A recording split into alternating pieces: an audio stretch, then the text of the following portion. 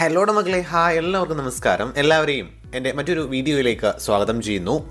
നോക്കാം മക്കളെ, നമ്മൾ ഇന്നത്തെ ഈ ഒരു വീഡിയോയിൽ ഡിസ്കസ് ചെയ്യാൻ പോകുന്നത് നമ്മുടെ USSുമായി ബന്ധപ്പെട്ട് പുതിയ പാഠഭാഗങ്ങളിൽ നിന്ന്, പുതിയ പുസ്തകവുമായി ബന്ധപ്പെട്ട് പുതിയ പാഠഭാഗങ്ങളിൽ നിന്ന് അടിസ്ഥാന പാഠാവലി അല്ലെങ്കിൽ മലയാളം സെക്കൻഡിൽ നിന്നും ചോദിക്കാൻ സാധ്യതയുള്ള കുറച്ച് ചോദ്യങ്ങളാണ്. ഓക്കെ, സോ ഈ ചോദ്യങ്ങളൊക്കെ നിങ്ങൾ എന്ത് ചെയ്യുക, കൃത്യമായിട്ട് നിങ്ങളുടെ നോട്ട്ബുക്കിലേക്ക് എഴുതിയെടുത്ത് പഠിക്കാൻ ശ്രമിക്കുക. മലയാളം നമുക്കറിയാം, നമ്മളെ പാഠഭാഗത്ത് നിന്ന് അല്ലെങ്കിൽ കവികളുമായി ബന്ധപ്പെട്ട് കുറേയധികം ചോദ്യങ്ങൾ വരുന്നുണ്ട്. അതേപോലെ സമാന പദങ്ങളായിട്ട് ആ ഒരു ഭാഗത്തു നിന്ന് ചോദ്യങ്ങൾ വരുന്നുണ്ട്. അപ്പോൾ എങ്ങനത്തെ ചോദ്യങ്ങളാണ് നിങ്ങൾക്ക് പ്രതീക്ഷിക്കാൻ സാധിക്കുന്നത്, അതാണ് നമ്മൾ ഇന്നത്തെ വീഡിയോയിൽ ഡിസ്കസ് ചെയ്യുന്നത്. നേരെ നമ്മൾ ആദ്യത്തെ ചോദ്യത്തിലോട്ട് കടക്കാം. നോക്കാം, ഒന്നാമത്തെ ചോദ്യം നമ്മുടെ 7ാം ക്ലാസ്സിലെ അടിസ്ഥാന പാഠാവലിയിൽ നിന്നുമുള്ള ആദ്യ പാഠഭാഗം അല്ലെ ആദ്യ ഭാഗമാണ് ഗ്രാമസ്ത്രീകൾ എന്നുള്ള ഭാഗം അല്ലേ. ഗ്രാമസ്ത്രീകളല്ല, ഗ്രാമസ്ത്രീകൾ, ഗ്രാമത്തിൻ്റെ ഐശ്വര്യം അല്ലേ. ഈ ഗ്രാമസ്ത്രീകൾ എന്ന കവിത എഴുതിയത് ആരാണ് എന്നാണ് ചോദ്യം. 4 ഓപ്ഷനുകൾ നൽകിയിട്ടുണ്ട്: സുഗതകുമാരി, കടത്തനാട്ട് മാധവിയമ്മ, വള്ളത്തോൾ നാരായണ മേനോൻ, ബാലാമണിയമ്മ. ഓക്കെ, നമുക്കറിയാം, നമ്മൾ ആദ്യ ഭാഗത്ത് തന്നെ പഠിച്ചാണ്. പക്ഷെ നിങ്ങൾ ചിലപ്പോൾ അല്ലേ ഓരോ പാഠഭാഗങ്ങൾ നോക്കുന്ന സമയത്ത് അല്ലേ നിങ്ങൾക്ക് ചിലപ്പോൾ എന്തെങ്കിലും മാറിപ്പോവാൻ സാധ്യതയുണ്ടാവും. ഓരോ പാഠഭാഗങ്ങളും വ്യത്യസ്തമായ എഴുത്തുകാരെഴുതിയതാണ് അല്ലെങ്കിൽ കവയിത്രികൾ എഴുതിയതാണ്. ഓക്കെ, സോ അപ്പോൾ ചിലപ്പോൾ മാറിപ്പോകാൻ സാധ്യത. അപ്പോൾ ഓർത്ത് നോക്കിയ ഗ്രാമസ്ത്രീകൾ എന്നുള്ള കവിത എഴുതിയത് കടത്തനാട്ട് മാധവിയമ്മയാണ്. റെഡിയാണല്ലോ. അടുത്ത ചോദ്യം, മഞ്ജുളം.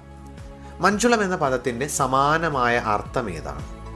സമാന പദങ്ങൾ നിരവധിയായിട്ട് നിങ്ങൾക്ക് എന്തെങ്കിലും ചോദിക്കുന്നുണ്ട് കേട്ടോ. പ്രധാനമായിട്ട് പാഠഭാഗവുമായി ബന്ധപ്പെട്ട് തന്നെയാണ്. ഓക്കെ, അപ്പോൾ പേടിക്കേണ്ട. കൊതുമ്പ്, ലോകം, വരമ്പ്, മനോഹരം. അപ്പോൾ മഞ്ജുളം എന്ന പദത്തിൻ്റെ സമാനമായ അർത്ഥമുള്ള പദം ഏത് എന്നാണ് ചോദ്യം. 4 ഓപ്ഷനുകളിൽ നിന്ന് നിങ്ങൾ കറക്റ്റ് സെലക്ട് ചെയ്യുക. മഞ്ജുളം എന്ന് പറഞ്ഞാൽ മനോഹരം, ആ പാഠഭാഗത്ത് നിന്നുള്ള തന്നെയാണ്. നിങ്ങൾക്ക് പ്രയാസപ്പെടാൻ സാധ്യതയില്ല.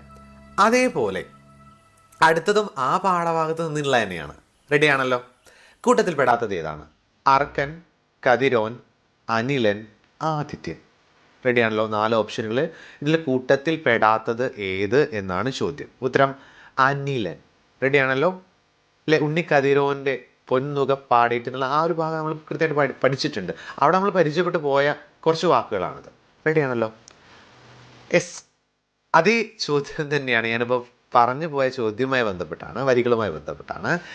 ഉണ്ണിക്കതിരോൻ്റെ പൊന്നുക പാടേറ്റ് വിണ്ണിൻ വിളിപ്പാടും ചോന്നിതല്ലോ. ഈ വരികൾ ഏത് സമയത്തെയാണ് സൂചിപ്പിക്കുന്നത്? കാർഷിക വൃത്തിയുമായി ബന്ധപ്പെട്ട്, കൃഷിയുമായി ബന്ധപ്പെട്ട് നിരവധിയായ കാര്യങ്ങൾ അവിടെ പഠിച്ചു പോകുന്നുണ്ട്. റെഡിയാണല്ലോ. അപ്പോൾ ഇങ്ങനെ ഈ വരികൾ ഏത് സമയത്തെയാണ് സൂചിപ്പിക്കുന്നത് എന്നാണ് ചോദ്യം. പകൽ, പ്രഭാതം, സന്ധ്യ, രാത്രി അല്ലേ. ഉണ്ണിക്കതിരോൻ്റെ പൊന്നുക പാടേറ്റ് അല്ലേ, എന്താണ്? വിണ്ണിൻ വിളിപ്പാടും ചോന്നിതല്ലോ. പറയുന്നത് നമ്മൾ കൃത്യമായിട്ട് പറയാൻ പറ്റും പ്രഭാതത്തെ പറ്റിയിട്ടാണ് അല്ലേ. പ്രഭാതത്തിലെ ഉദിച്ചിരുന്ന നിറത്തെ പറ്റിയിട്ടാണ് പറയുന്നത്. അടുത്ത ചോദ്യം, നമ്മൾ നിരവധിയായ ചൊല്ലുകൾ കേട്ടിട്ടുണ്ട്. അപ്പോൾ വിത്ത് ഗുണം 10 ഗുണം എന്ന ചൊല്ല് താഴെ കാണുന്ന ഏത് പ്രസ്താവനയുമായി ബന്ധപ്പെട്ടിരിക്കുന്നു? 4 ഓപ്ഷനുകൾ: വിത്ത് വിതച്ചാൽ നമുക്ക് 10ഓളം ഗുണമുണ്ട്, നല്ല വിത്ത് വിതച്ചാൽ നല്ല വിളവ് ലഭിക്കും, ഒരു വിത്തിന് 10 ഗുണങ്ങളുണ്ട്, വിത്തിന് വിളവിൽ യാതൊരു പങ്കുമില്ല. അപ്പോൾ വിത്ത് ഗുണം 10 ഗുണം എന്ന് പറഞ്ഞാൽ എന്താണ് അതിൻ്റെ അർത്ഥം? യെസ്, അതായത് നല്ല വിത്ത് വിതച്ചാൽ നമുക്ക് എന്ത് ചെയ്യും? നല്ല വിളവ് ലഭിക്കും. വിത്ത് ഗുണം 10 ഗുണം, നല്ല വിത്ത് വിതച്ചാൽ നമുക്ക് നല്ല വിളവ് ലഭിക്കും. റെഡിയാണല്ലോ. അങ്ങനെ നിങ്ങൾ എന്ത് ചെയ്യുക, ആ പഴഞ്ചൊല്ലുകളുമായി ബന്ധപ്പെട്ട കാര്യങ്ങൾ ജസ്റ്റ് ഒന്ന് ഓർത്ത് വയ്ക്കുക കേട്ടോ. ആ കൃഷിയാണ് പ്രധാനമായിട്ട് അവിടെ വരുന്നത് അല്ലേ. കാല് പുതയും വരമ്പത്തെ പാഴ്ചെളിത്താരയിൽ താമരത്താർ വിടർത്തി. ഇതിൽ താമരത്താർ എന്നുള്ളത് കൊണ്ട് കവി ഉദ്ദേശിച്ചത് എന്താണ്? സ്ത്രീകളുടെ പാദങ്ങൾ, കൈകൾ, മുഖം, കണ്ണുകൾ.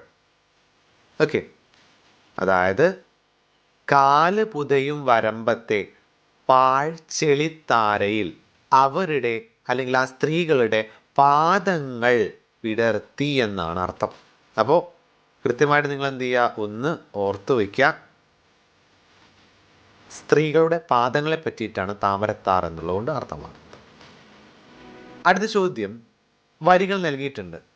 ഉർവിയെ പുഷ്പിക്കും കല പോൽ നമുക്കത്ര നിർവൃതികരം സർഗവ്യാപാരമുണ്ടോ മഞ്ഞിൽ. ആരുടെ വരികളാണ്? 4 ഓപ്ഷനുകൾ: കടത്തനാട്ട് മാധവിയമ്മ, വയലോപ്പള്ളി ശ്രീധരമേനോൻ, ONV കുറുപ്പ്, ഇടശ്ശേരി ഗോവിന്ദൻ നായർ. അപ്പോൾ ഈ വരികൾ നിങ്ങൾ ജസ്റ്റ് ഒന്ന് ഓർത്ത് വയ്ക്കാം. വൈലോപ്പിള്ളിയുടെ വരികളാണ്, വൈലോപ്പിള്ളി ശ്രീധരമേനോൻ്റെ വരികളാണ് ഈ മുകളിൽ കൊടുത്തുള്ള വരികൾ. റെഡിയാണല്ലോ. അടുത്തൊരു കവിത നൽകിയിട്ടുണ്ട് അല്ലെ, മുത്തച്ഛൻ്റെ കണ്ണുനീര്. ഇത് ആരുടെ കവിതയാണ് എന്ന് ചോദിച്ച് 4 ഓപ്ഷനുകൾ നൽകിയിട്ടുണ്ട്. കടത്തനാട്ട് മാധവി അമ്മ, ബാലാമണി അമ്മ, OV ഉഷ, D മാധവിക്കുട്ടി. അപ്പോൾ പ്രധാനമായിട്ടും നിങ്ങൾക്ക് നമ്മുടെ പാഠഭാഗത്തിലുള്ള ആരെങ്കിലും പറ്റിയിട്ടായിരിക്കും അല്ലെ, ആരെങ്കിലുടെയും അല്ലെങ്കിൽ അവരുടെ വരികളാണ് പ്രധാനമായിട്ട് എന്ത് ചെയ്യുക, അല്ലെങ്കിൽ അവരുടെ കവിതയാണ് പ്രധാനമായിട്ട് എന്ത് ചെയ്യുക നിങ്ങൾക്ക് വരിക. അപ്പോൾ ഓർത്ത് വയ്ക്കുക, കടത്തനാട്ട് മാധവിയം. റെഡിയാണല്ലോ? Okay, ready. അടുത്ത ചോദ്യം, CR രാജഗോപാൽ ഏത് മേഖലയുമായാണ് ബന്ധപ്പെട്ടിരിക്കുന്നത്? 4 ഓപ്ഷനുകൾ: കലാമണ്ഡലം, സാഹിത്യ അക്കാദമി, ഫോക്ലോർ അക്കാദമി, D കൃഷി. ഓക്കെ, അപ്പോൾ CR രാജഗോപാൽ ഏത് മേഖലയുമായിട്ടാണ് ബന്ധപ്പെട്ടിരിക്കുന്നതെന്ന് ചോദിച്ചാൽ ഫോക്ലോർ അക്കാദമിയുമായി ബന്ധപ്പെട്ടിരിക്കുന്നു. റെഡിയാണല്ലോ? ഓക്കെ. അടുത്ത ചോദ്യം, ചെറുവയൽ K രാമന് പത്മശ്രീ അവാർഡ് ലഭിച്ച വർഷം ഏത്? ഓക്കെ, അത് നമ്മൾ കൃത്യമായിട്ട് ആ ഒരു പാഠഭാഗത്ത് പഠിച്ച കാര്യമാണ്. ചെറുവയൽ K രാമന് പത്മശ്രീ അവാർഡ് ലഭിച്ച വർഷം 4 വർഷങ്ങൾ നൽകിയിട്ടുണ്ട്. 2022, 2013, 2020, 2023. റെഡിയാണല്ലോ? അപ്പോൾ 2023 ചെറുവയൽ K രാമന് പത്മശ്രീ അവാർഡ് ലഭിച്ചത്. നിങ്ങൾ ജസ്റ്റ് എന്ത് ചെയ്യുക, ഓർത്ത് വയ്ക്കുക. അവിടെ പറഞ്ഞു പോയതാണ്, എന്നാലും എന്ത് ചെയ്യുന്നു, നിങ്ങൾ ഓർത്ത് വെക്കണം. മുണ്ടകൻ ഏത് വിത്തിൻ്റെ ഇനമാണ്? പ്രയാസമൊന്നും ഉണ്ടാകാൻ സാധ്യതയില്ല, നമ്മൾ കൃത്യമായിട്ട് പറഞ്ഞു പോയതാണ്. കുരുമുളക്, നാളികേരം, നെല്ല്, പയർ. ഓക്കെ, 4 ഓപ്ഷനുകൾ നൽകിയിട്ടുണ്ട്. നമ്മൾ ആ പാഠഭാഗത്ത് തന്നെ പഠിച്ചാണ് നെല്ലിൻ്റെ പേരാണ് മുണ്ടകൻ. ഓക്കെ, നെല്ലിൻ്റെ ഒരു വിത്തിനമാണ് മുണ്ടകൻ. റെഡിയാണല്ലോ? ഇതാണ് അടുത്ത ചോദ്യം.